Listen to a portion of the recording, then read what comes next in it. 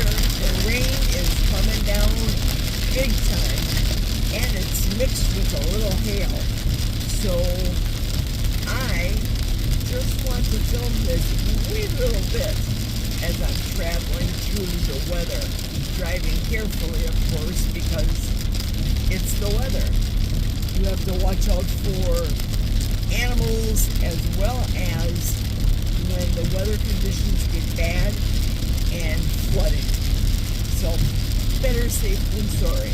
I'm going to tune out now, but check in with you later when it's safer. For the topic today, I want to discuss when you lose weight. What do you do with your old clothes? And I'm going to give you a couple of frames of reference so that you understand my mindset of why when I grow out of or lose weight and the clothes get too big for me, I have opted to burn my clothing. Years ago, when I was a realtor, I would donate my clothes in Milwaukee County. They had a closet for professional women that were just coming onto the scene of professionalism, be it just graduating from college or restarting their lives again after being a mother for a period of time. So when I was done with my professional clothes, I would donate them to a closet for women. Now, I was thinner back then and then subsequently became heavier, so in this time frame, I think it was about a 10-year period in Milwaukee when I would do this donation. Since then, and when I became, in my opinion, I can call it this because this was me. I'm not doing condemnation towards anyone else. When I ballooned up to 360 pounds, and yes, at 360 pounds, there are very nice professional clothes out there in size 28, and that's what I was at the time. 28 or a 5X. It just depended on the manufacturer. And back then, I was always tall girl.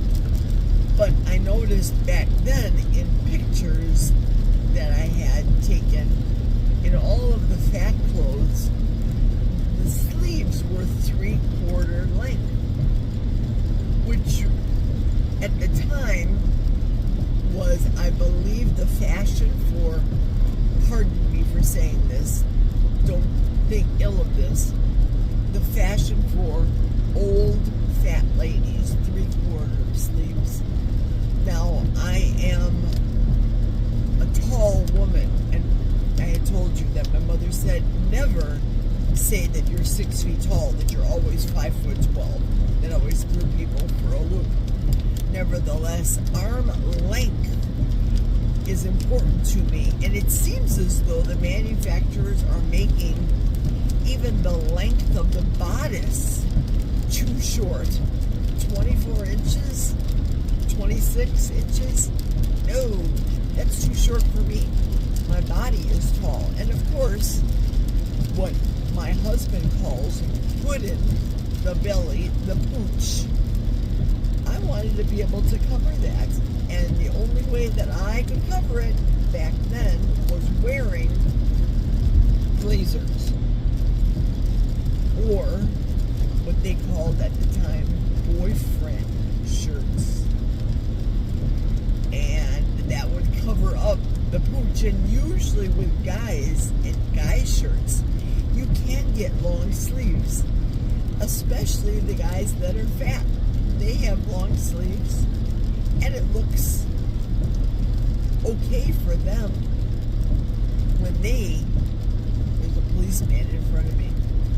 It looks good on guys when they're heavy set. Women, not so much. But you can surprisingly dress up a man's white shirt very cute when you're a fat woman like I was. So I had a lot of size 26 and 28 professional, beautiful clothes for my profession, being a realtor.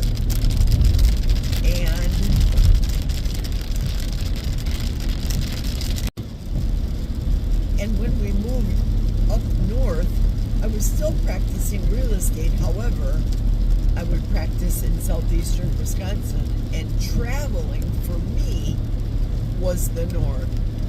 Weekends, open houses, all the things. But I was getting fatter and fatter, eating more and more food, buying more and more clothes because different season, different weight. You know how that goes. And I just said, this is crazy. I am going to retire from real estate permanently, once and for all, and find a little piddly job up north in Wisconsin. Something that I can do to get my mind out of the house and off of food and stop ballooning up. But I had a closet full of really beautiful clothes.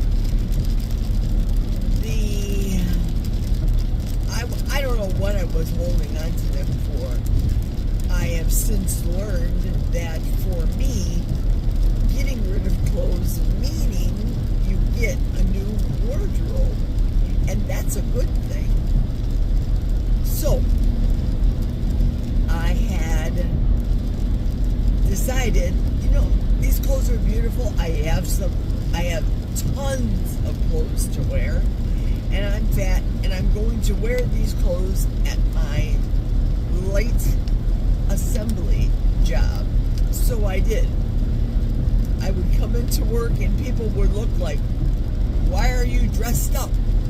And I said that, well, I have these clothes and I don't really care if they get dirty because I don't plan on,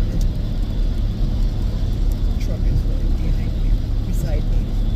I don't plan on doing real estate anymore, and I certainly don't plan on gaining any more weight because at that point I was starting to lose weight. So the clothes were starting to bag on me.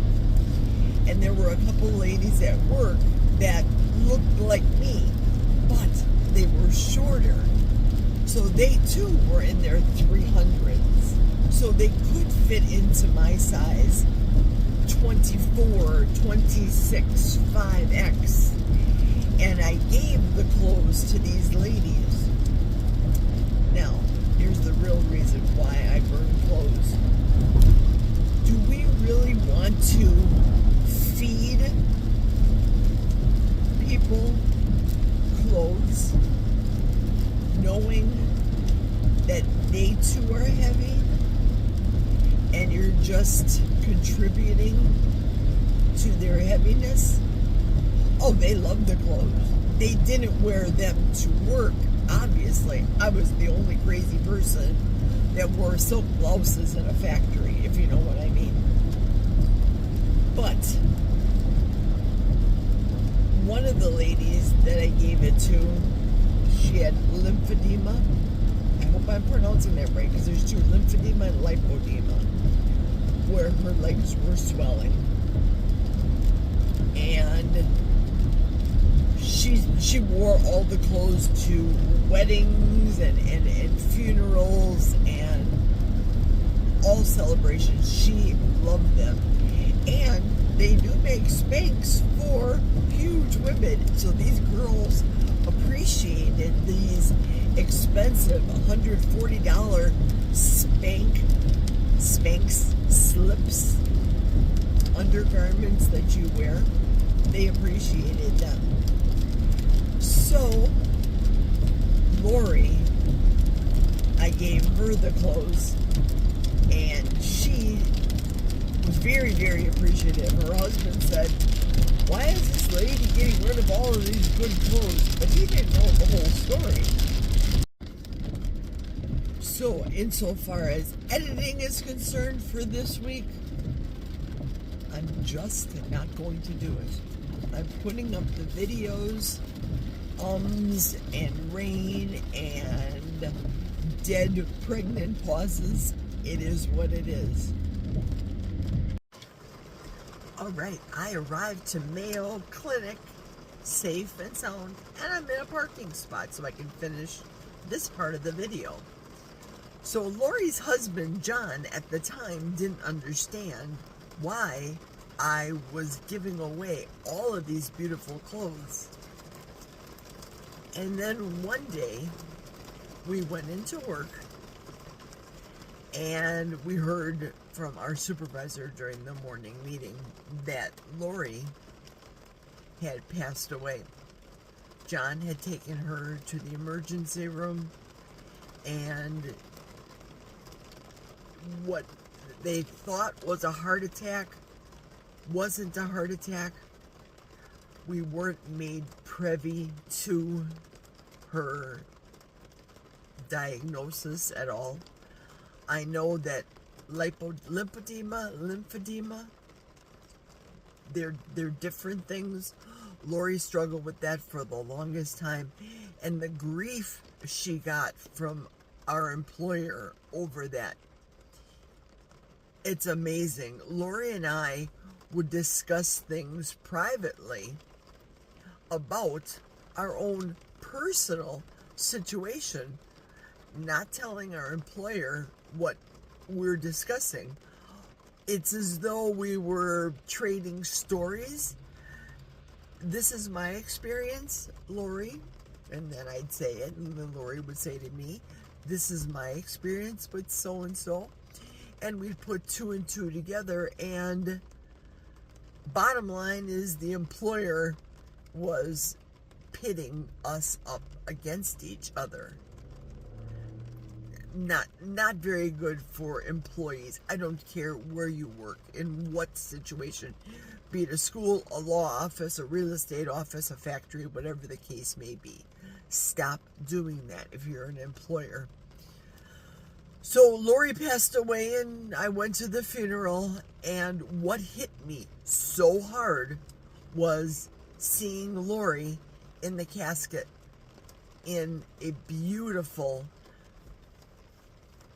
dress that I had given her, a beautiful two-piece dress. And when I started burning clothes, I remembered that funeral. I forgot another lady too, Carol. Carol was the other lady that I was giving the heavy-set clothes to. And Carol was cremated, but she was laid out in a casket first for the services, and then later she was going to be cremated. The same thing. Carol was wearing this beautiful purple dress, two-piece purple dress that I had given her, and it just made me think, I don't want to keep doing this. I don't want to keep going up and down and keeping the clothes. If I burn it, it's permanent. If I give it away to somebody, it's as though, to me, I'm saying, it's okay if you're fat. Here's some beautiful clothes. Just keep eating. That's my thought process. You may disagree with it, but that's why we're all unique and we all have our own opinions, right? So I better go in for this appointment. I will take you in and film if necessary as we go along. This absolutely made me giggle. I'm here at Mayo, not here for a job. This is where I filled out the application when I started at my job, Manpower. the corporate offices are out of Milwaukee, Wisconsin, and I'm surprised with all the politically correctness that they haven't changed or demanded that Manpower change their name. But that's Manpower right here. And here's the clinic that I'm going into for the Mayo pre-op visit. Main entrance, let's go. Well, the nurse checked me in, and the next step is an EKG. That's interesting. I did not have one when I had my spine surgery at the visit, so let's go. Come on down. Hi. Nice to see you, Jerry. Hi, good to meet you, Hi. Tim. Tim, yep, just call me Tim. Good to meet you. Yeah. All right, so you're going to be having your left hip replaced with Dr. Webb on the first. Yes. And he's going to do the anterior approach. Yes. Okay, perfect. Now, what's the difference between the anterior? You know, as far as the actual surgery, I'm not sure other than just the direction. I think that the anterior approach goes through less muscles, which is good, and I think generally that improves how quickly you rehab from it. But I know that, like Dr. Boltz, he's our local orthopedic surgeon. He does hip replacements, but from a posterior or back approach. I think it just kind of depends on how they're trained, and I know Dr. Webb does the front approach, so. And a lot of patients prefer that. Yeah, back in the day, they would only do the posterior. Yeah, long time ago. Which yeah, can be, from what I hear, compared to the front approach, it can be harder to recover from. I'm positive about this because I came just from spine surgery. Okay. So this is going to be way easier than spine surgery. This should be a walk in the park. Well, let's see. So I see that you're on a baby aspirin. You had a stent placed back in, was it 2011? Yeah, a long time ago. Okay. Let's see. Yeah, you had 2 stents in 2011, I think it was. Okay. Have you had any recent issues with chest pains or shortness of breath? No? Okay. And so, yeah, I think, and I see that your recent surgery, they said to stop the aspirin a week before, so I think we can do the same thing for this one. Exactly. Yeah. That's what I was thinking. You would probably be telling me. The only thing that I have a question about is the metoprolol, and then the sleeping pill, the Trazodone? Yes. Yeah. Do I stop those also a week before? Let's Both see. of those. Did you say metoprolol or methylcarbamol? Okay. Okay. That's why I was afraid of the pronunciation. It's the one that was issued by Caitlin, the physician's assistant from the spine center. Okay. Because Dr. Schneider is no longer here. Oh, sure.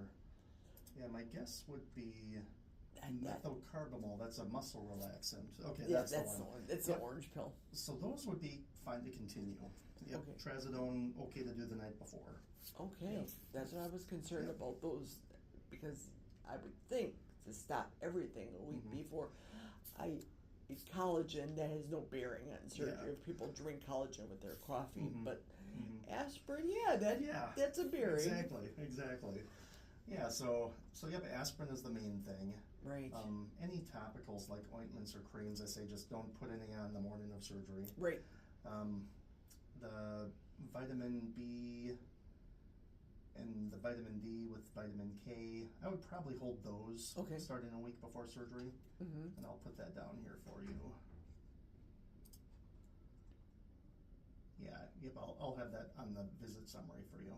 Okay, good. Have you ever had any issues with anesthesia in the past? No. Okay, so no problems there. Okay. And I brought you these things in case Dr. Webb's office hadn't gotten this to you yet. This is Hibiclens. Not yet, right? Okay. Good, I'm glad that you got that. Thank you. Yep, so the instructions on how to apply it is written here. We would say apply one package the night before surgery and the other one the morning of. And then this right here is just some general information about surgeries. The big thing is they will, similar to your your back surgery, they'll give you a call or a text the evening before to let you know what time to report. Right. Yeah. But you had labs done, and I believe the labs came out looking just fine. Yeah, your complete blood count was perfect. Your kidney function, having a low creatinine is actually good. That means your kidneys are working really well. Good. Yep. So that's good. And then the EKG that we got looks just fine. Yeah, I don't see any concerns here. Does it say anything as far as blood is concerned for my cholesterol level? And did it talk about that? Generally, you had a cholesterol panel back in October. Generally, we don't run cholesterol panels for pre-ops. Mm-hmm. But yeah, this last one in October showed that your cholesterol was kind of high. Okay. Yeah, the LDL, the bad cholesterol was elevated, plus the total cholesterol. If I could ask you, just because we're there, if you can print that out for me too, I'd Sure. appreciate it, Tim. Oh, yeah, And then in addition to what you guys just did last What we week. just did? Yeah. Yep. Yeah, no problem. Let's see, I can put it in this and then print out the flow sheet. Excellent. Yeah, typically they'll mail them to my husband, but because I'm on the portal, I get it on the portal, but I can't print it out from the portal for I whatever see. that's worth. And you got a printer sitting right there, Exactly. perfectly Ready good, to go. ready to go. So that should, let's see. Okay, good. So that'll print off right on your printout. Excellent. Thank Yeah, you. no problem. Okay, well, we'll do an exam just to make sure everything looks and sounds okay, and then we'll get you going. Okay, excellent. Thank you. Yeah, no problem. I can throw that here. Don't need it. I don't plan to take any calls, Tim. We'll take a look in your ears first. Sure. All right.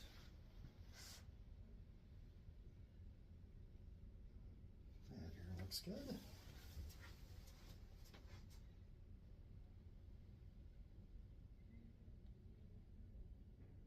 Any wax buildup? No, Good. no, both ears look really good. Yeah, the eardrums look normal, no wax in there. I work at Parker Hannafin and Chautauqua. Okay. So we're hearing protection. Which, So you always think it's like, am I jamming earwax exactly, in there? which a lot of the times happens. Yeah, Mhm. but everything looked good. Mm-hmm. I'll have you open up real wide. All right, good. I'm just gonna feel your lymph nodes, make sure they're normal.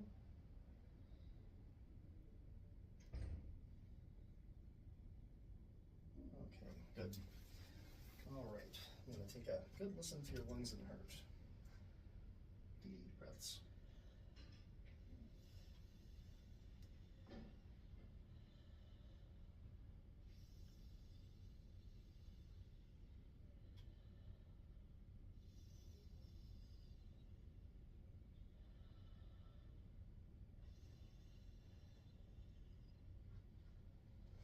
Okay, and you can breathe normally for this part.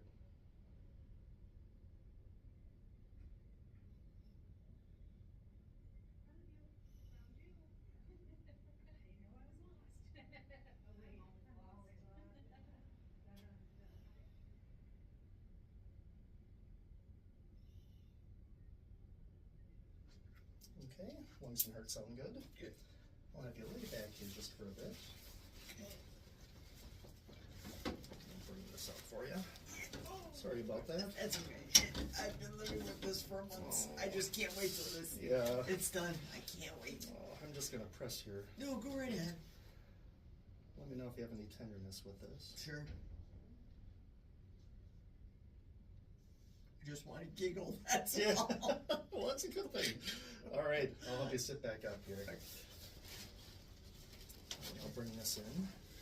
Okay, now you can go ahead and take a seat. Okay, well, can I stay up here? That's Just fine. because it's easier because Totally of fine. the hip business. Totally Yeah. fine. Good. Yeah. Thank you, Tim. Oh, no problem. I'll print off the visit summary here. But I certainly think you're good to go for surgery. Good. I think I'm kind of young. 64 for a new hip.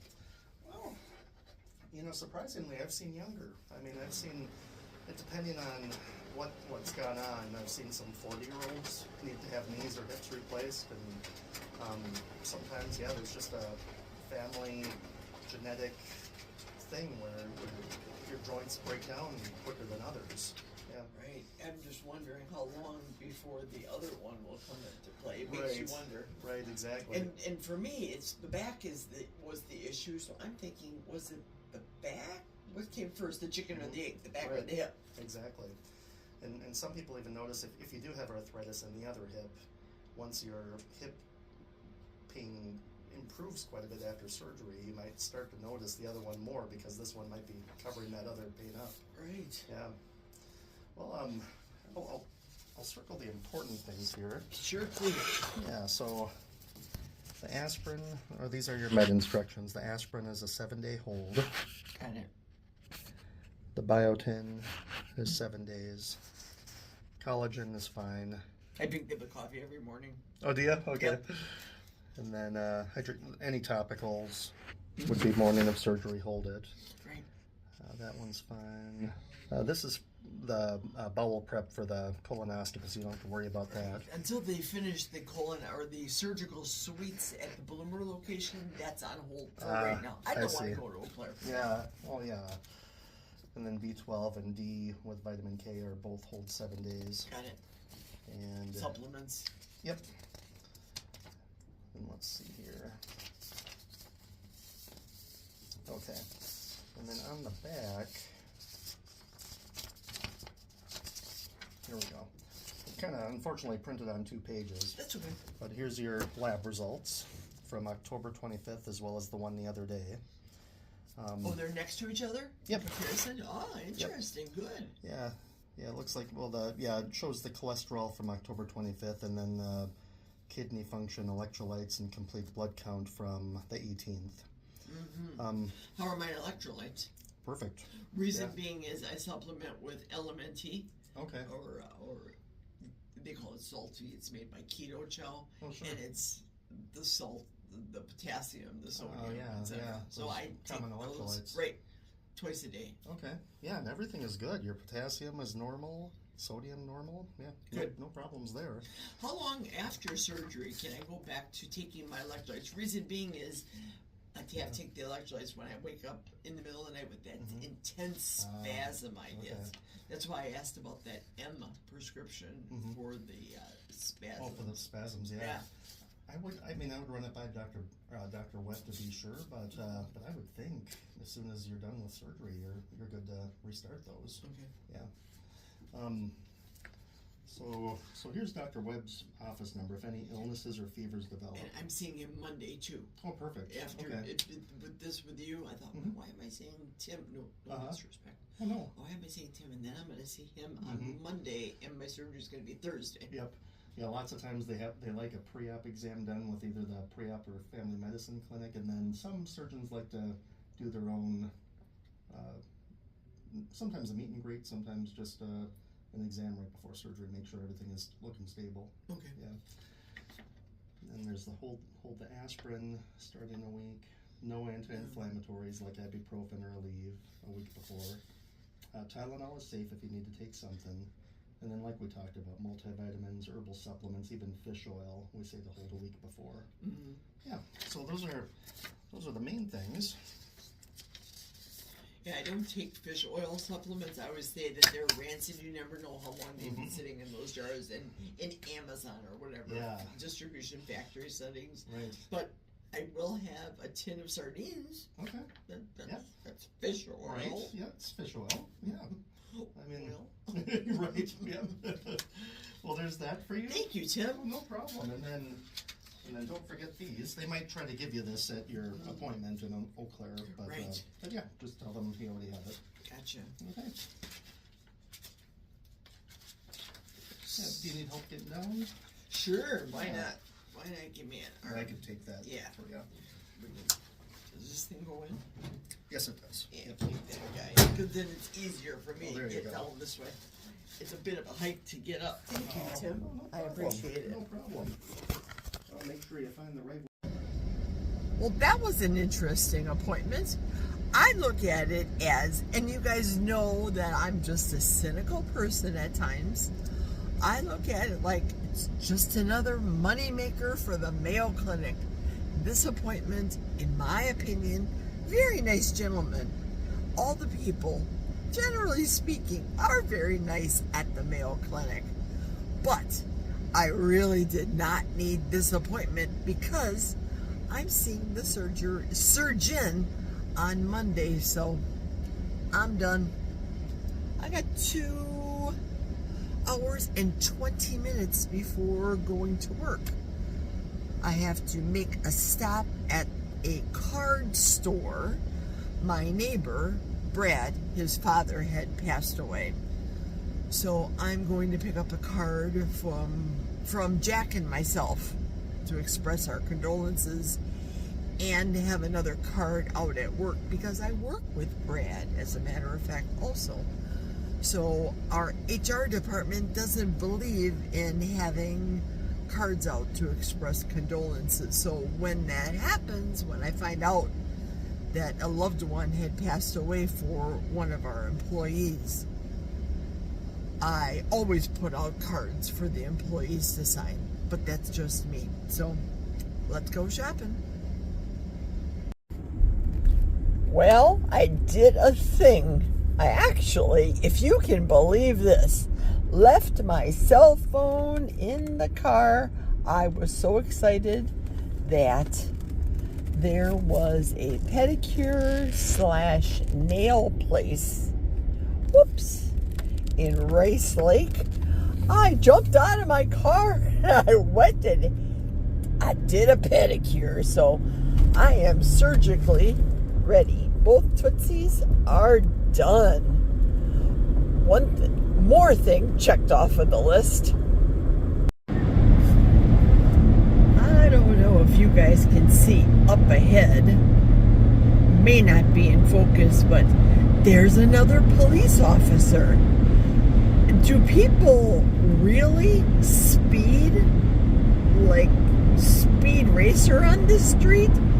I guess they do, because I have not seen so many police out today on a rainy day, a dreary day, than I have today. Wow, just incredible. Next stop, I have to go and get the sympathy cards next, so let's go before work. Well, this is lunch in the lunchroom today. Bacon, Grillo's pickles, and Wisconsin snack sticks, the beef sausages, and some bubble water. That's what's for lunch. What? Not real food, my husband says, and I just giggled. It's snack food. It's girl dinner, honey, I told him. Hey, I just got home after overtime, and I'm in front of my neighbor, the engineer that I work with, filling out, or I signed the card from Jack and myself to express our deepest sympathy upon the death of Brad's father. Last year, Brad, his mother had passed away, and this year, most recently, last week, his father had passed away. So I got a sympathy card from both Jack and myself, and then I picked one up from work for the people from work to write their name, condolences, etc., because for whatever reason our human resources department had stopped completely getting cards out when a member of our staff, a member of the plant, a member of our work family passes away. So we can't express on a card our deepest sympathies. I don't understand it. So as I was walking into the building, I mentioned to the 3 ladies that were sitting on the patio, and I said, well, I picked up a card for Brad. If you guys are so inclined, you can't make people sign sympathy cards. So I said, if you're so inclined, I have a card for Brad. I'll leave it out in the break room. And I had mentioned to the lady that she had sold the house with her friend, and she works at the plant also. So as a realtor, she sold the house to Brad when he moved in about 4 years ago. And she said to me with a straight, serious as a heart attack look on her face, I said, well, I really wanted to say something to you because I know you and your friend sold the house, and I know that you're friends. Seriously, she says, we're not friends. She didn't want to sign the card. What is going on with people in this world? Seriously, I really don't get it. I don't understand. This world has just gone to heck in a handbasket. So I'm going to put our card in Brad's mailbox. And yeah. And just close out this Tuesday video at 11:37 and bid you all adieu until we do it all again on Wednesday. Good night. Cheers.